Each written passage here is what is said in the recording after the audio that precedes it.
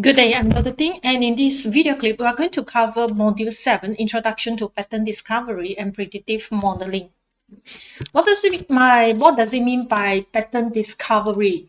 The goal for pattern discovery is to discover patterns within a set of data that you have. It can be something that is periodical or something that is abnormal. So it can be normal pattern or abnormal pattern. This is one of the very important data mining tasks, and it can be applied to many industry or domains. And we're going to look at the example of pattern discovery. In most of the existing system, accessory processes, for example, pre-processing, data cleansing, filtering, attribute reduction, are included in order to remove the noise of your data set. When we say noise of your data set, means you have data that with not required value, or you have missing data, and for example, so you will have to cleanse your data set first in order to bring out more relevant information from the data that you have. And these approaches allow the user to do the mining from the data set that in order to find out what they want to know or try to verify a situation by using queries or rules acquired from the training data set specific to the preset classification or query goals. So the purpose of pattern discovery, it can be conceptual clustering, rule induction. The main purpose is to find the relation between among the attributes or among the values. When we say attributes, it can be features as well. For example, if you are familiar with if you are familiar with this relational database, you have column and rows.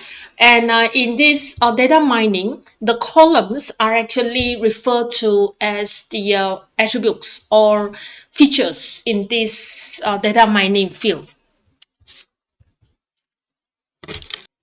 The number of important feature variables. Now, let's say if you have a big data set and you have many columns or features, or we call it attributes, then it's not possible to include all of them because some of them are not important in predicting in your predictive model or in your pattern discovery. And therefore, you will need to do this features extraction or feature selection and remove those features or attributes or columns that is not important in your analysis.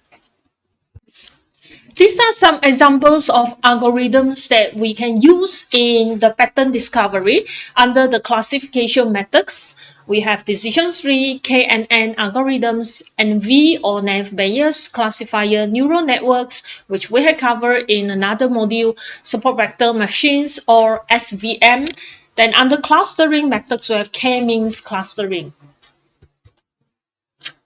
Let's take a look at each of the algorithm. We're not going to go into the details of each algorithm, but just an introduction to all of you regarding this algorithm. The first will be decision tree. Decision tree is a flow chart like tree structure, and we have node. Each one of these we call it as a tree node.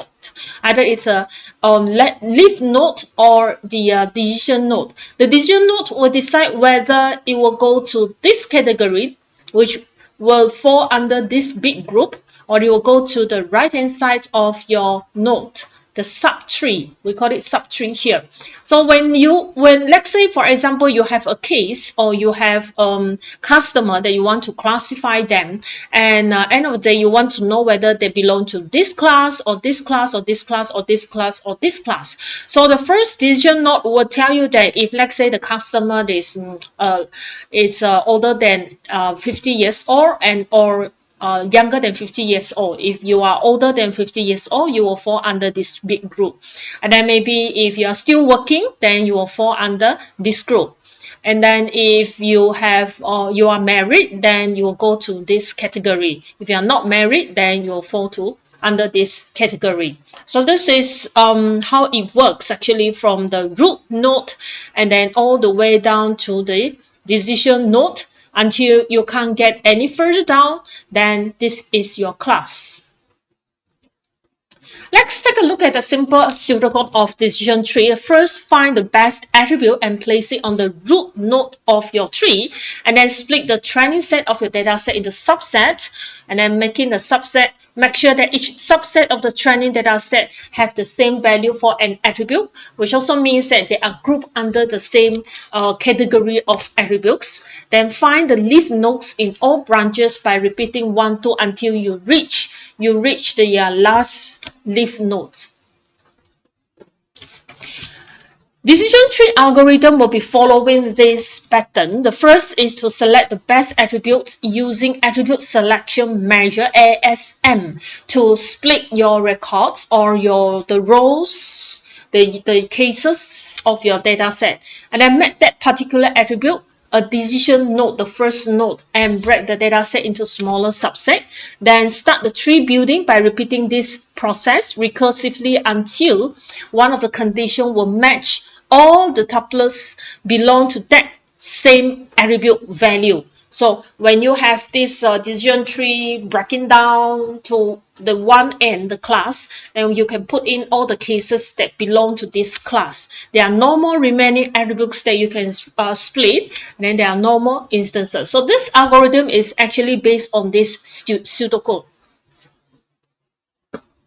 Attribute selection measure here, ASM, is a heuristic for choosing the splitting test that best separate a given data partition D of class label training tuples into single classes.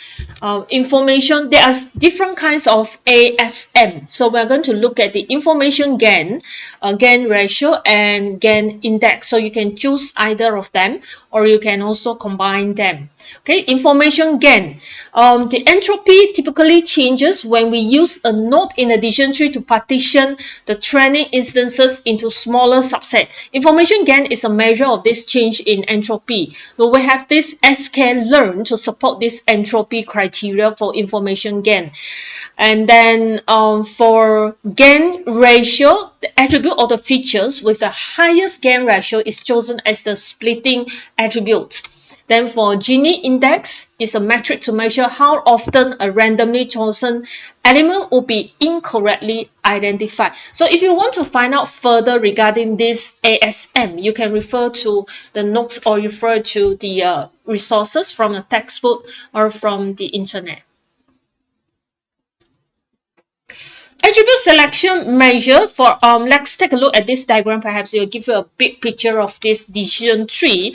From one big data set, you will need to split it into training data and the test data. So the training data will become the input to this decision tree generation. We are going to make use of this data, pump into your machine learning program. Then we use the best attribute using, you select the one of the features as the node, the first node, decision node or your root node by using ASM. So you choose either this information gain, Gini index, or gain ratio, and then break the data set into smaller subset, and you repeat again to find out the attribute that can become the decision node. And after you have done with this, you have your tree, decision tree generated. Then this whole decision tree is called a model. We call it as a model that has been trained by using this set of data, and this model will need to be evaluated by using another set of test data, in which both training data and test data are originally from your data set. So for example, you might need to get 70% of your training data and get the remaining 30% to become a test data. Then you are going to pump it into this model evaluation in order to get the performance evaluation measure, which is to measure this model. How good is your model? We are going to measure it based on the accuracy of the model, how accurate that you can predict or you can represent this group of customer, the precision of your calculation and recall. Now let's move on to the next algorithm in pattern recognition and predictive modeling, KNN, K-nearest neighbors. K-nearest neighbor is to actually categorize your data into different clusters, and then whenever you have a case whenever you come in, you give it a new case, then it's going to decide that this case, which one is the nearest neighbor to that particular case. Say for example, you have all these cluster 1, 2, 3, 4, 5 here. Then let's say if you have a data set, new data set, in which you have, we call that data point here, let's say it's over here, then this should it belong to the blue or green or the yellow group cluster. So it depends on the length or the distance between this data point with the rest of the cluster. So the nearest one would means that it belongs to that particular cluster. Let's take a look at the steps in KNN. First, you have to assign your data set. Okay, must load your training and also the test data set. Again, you have to split it and you have to tell the machine how many percent will that be, and then choose the value of K, the nearest data point. For example, if I allowed K equivalent to 3 or 2, then when it calculates how near is that from here, from this data point, it will base on this value K. So K can be any integer. And then step 3, for each point in the test data, do the following. Calculate the distance between test data and each row of training data with the help of any of the method, namely Euclidean, Manhattan, or Hamming distance. The most commonly used will be this one, Euclidean. And then based on the distance between the data points, sort them accordingly to the cluster. So this is how it looks like. For example, we need to classify new data point with a black dot at point 60, 60. So for example, we have a black dot here. So this is the model, the KNN model that you have built. You built by using a data set and you have trained it. Now we have this new data point, which is located here. So we are going to decide, let's say K is equivalent to 3. So we are going to identify the 3 nearest neighbors of the data point with black dot. So the 3 nearest. Then based among these 3, 2 of them lies in red class. Hence this one, because this is actually this is also nearer to this, and 2 dots are actually the nearest. You are going to look at the nearest dot. You choose the nearest 3 dot. And we can see that red are nearer to this black dot, and therefore this black will be classified under the red class. Now let's move on to another algorithm. Naive Bayes is, or NB, is a family of classifiers that are quite similar to linear models.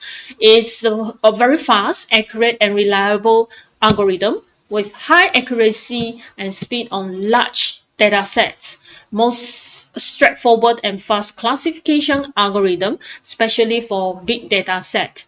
It can be used in various applications like spam filtering, text classification, sentiment analysis, recommender system, and so on and so forth.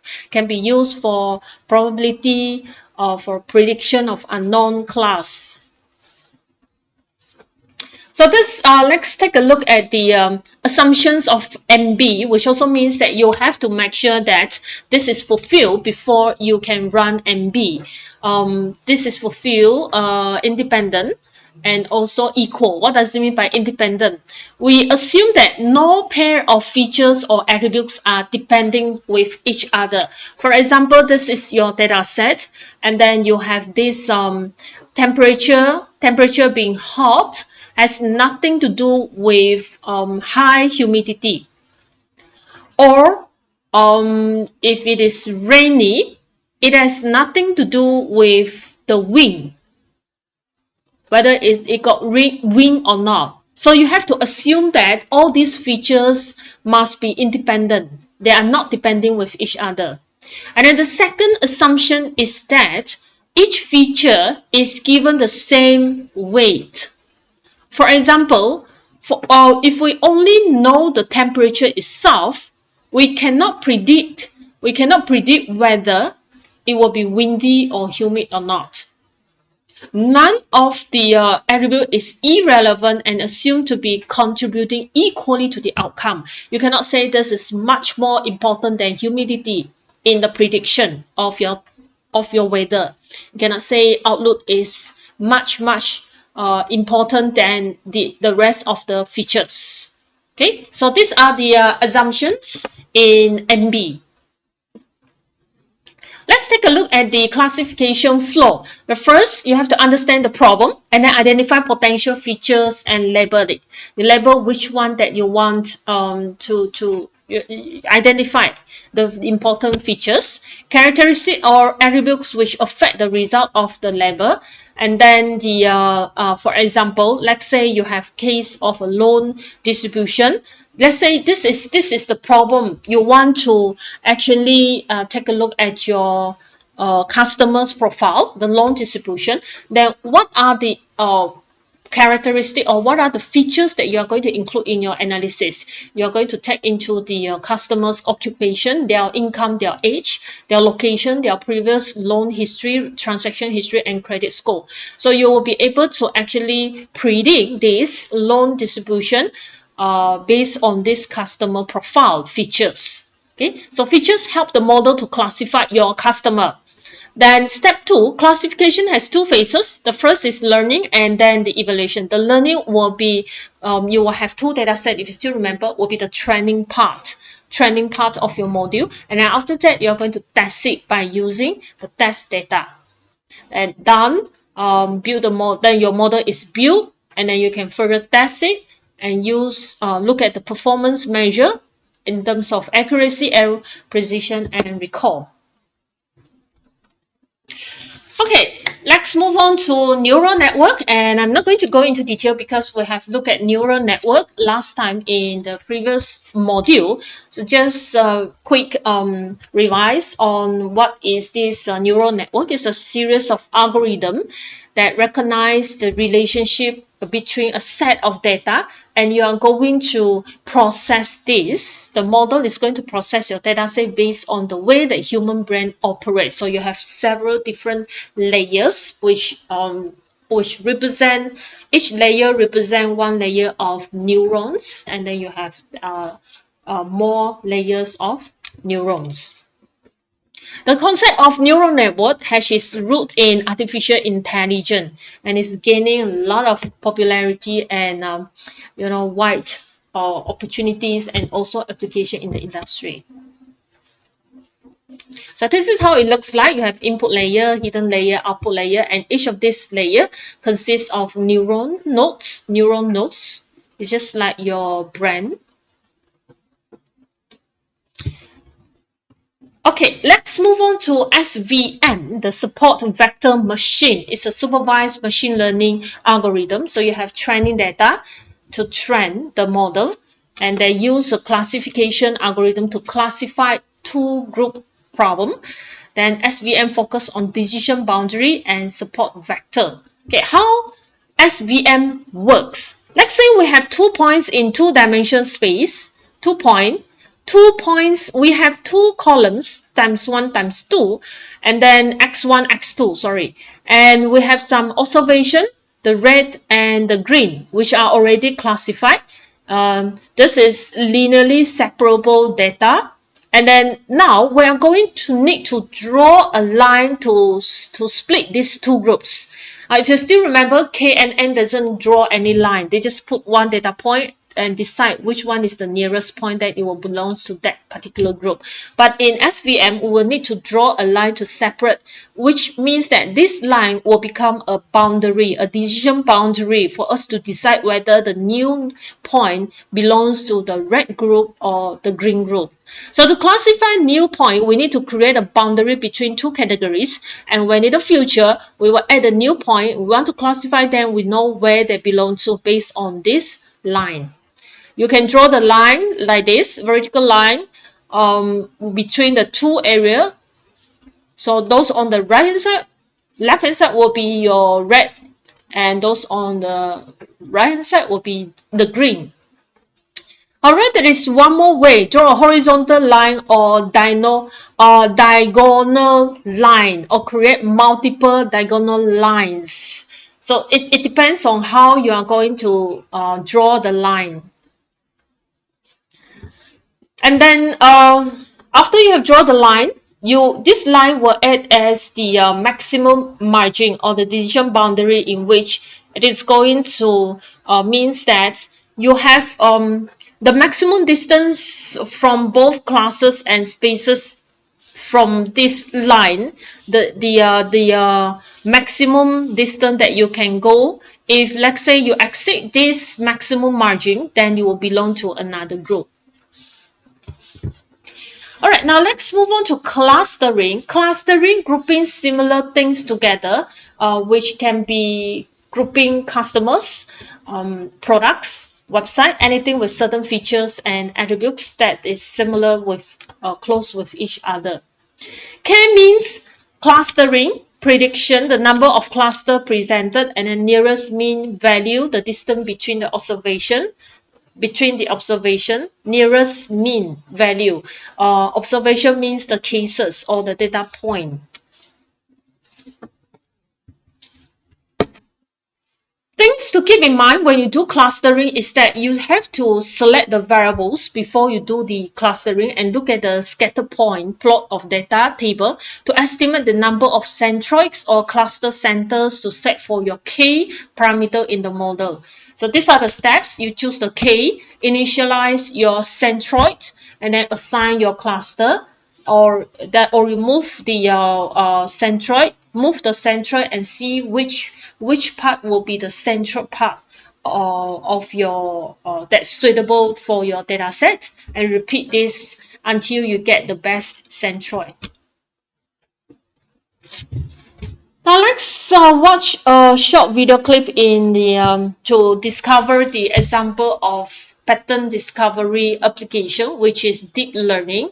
So this will involve neural networks. Deep learning play in self-driving cars. Let's start with how an autonomous car sees.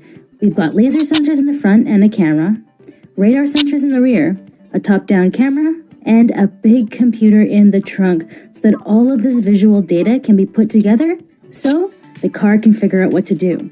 Well, let's take a step back and learn about artificial intelligence. This is human intelligence exhibited by machines, and it's been around since the 1950s. But until recently, we haven't had enough data to train the machines or the compute power to process that data.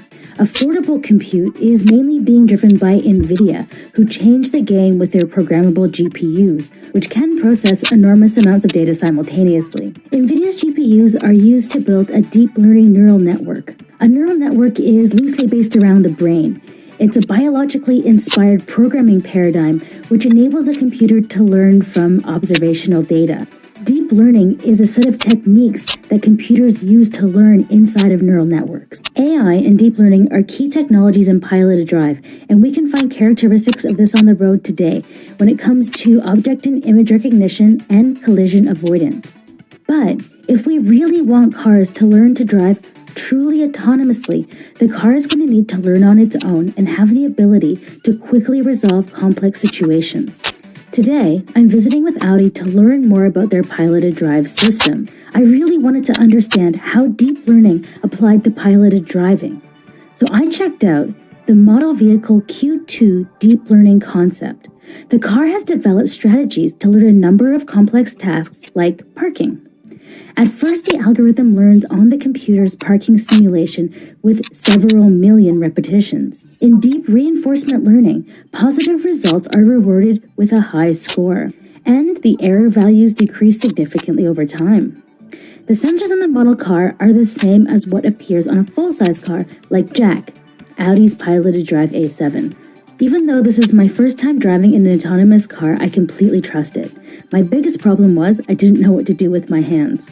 On my second drive, I was joined by Sophia by Hansen, who is a robotic AI, and Dr. Klaus Vervine, who really got into explaining deep learning and piloted drive to me.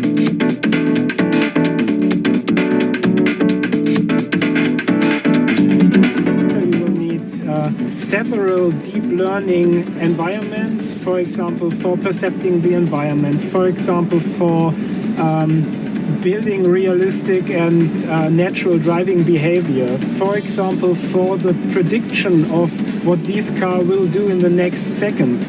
And these are all puzzle pieces of deep learning, and they have to come together in a software architecture environment.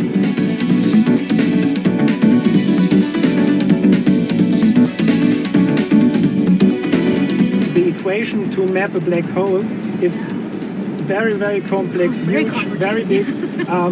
But if there will be an error in the equation, okay, you get a wrong you get a wrong result. Right. But there will be no accident. Right. If you got a wrong output of an equation in a car driving 130 kilometers an hour on the autobahn, it's safety relevant. Right.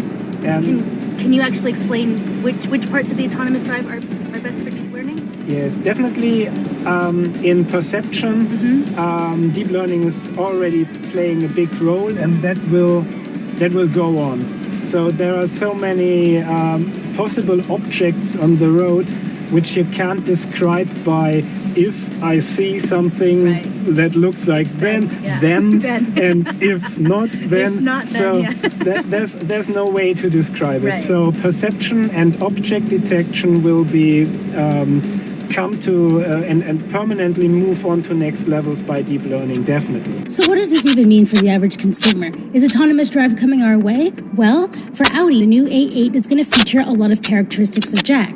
If you have any questions about autonomous drive, please let me know in the comments. As always, I'm your host, Nicole Scott, for Mobile Geeks. So let's move on. There are many other examples of pattern discovery, like for example in healthcare, in experiment, in the dyspepsia symptoms pattern recognition, and then in the web usage mining, which you can take your time to read out and search more information from the internet intrusion detection of your house.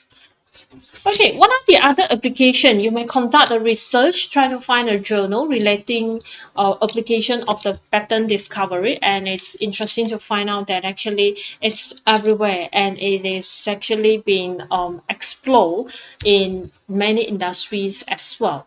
But that's all for this module, and I will see you again in the next video clip.